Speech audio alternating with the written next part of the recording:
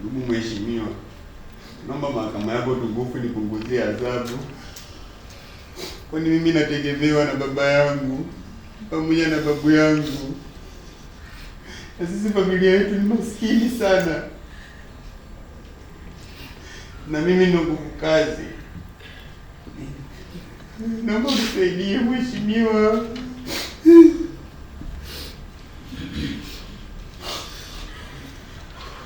Mahakama hii baada ya kusikiliza ushahidi upande wa jamhuri pamoja na ushahidi kwa utetezi imejiridhisha kuwa mshtakiwa Nasoro Kobisi Kikala almaarufu Cholo ndiye aliyesababisha kifo cha marehemu.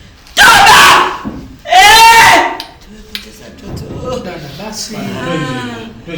Kaka mtoto anapotea. Mheshimiwa atajikaza, mheshimiwa atajikaza. Dada nyamaza tusikilize kwanza. Swala kubwa ambalo mahakama imelazimika tafakari ni uwepo wa mazingira ya tukio hilo.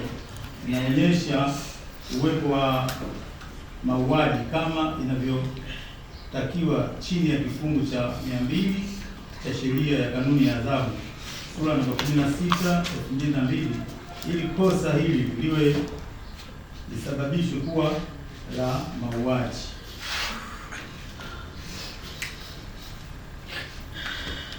Na kwa mamlaka niliyopewa kisheria, mahakama hii inakuhukumu kifungo cha miaka 5 jela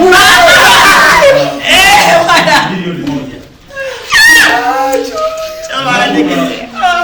Shindwa kulipa pesa hiyo, utatakiwa kifungo cha ziada cha miezi 12.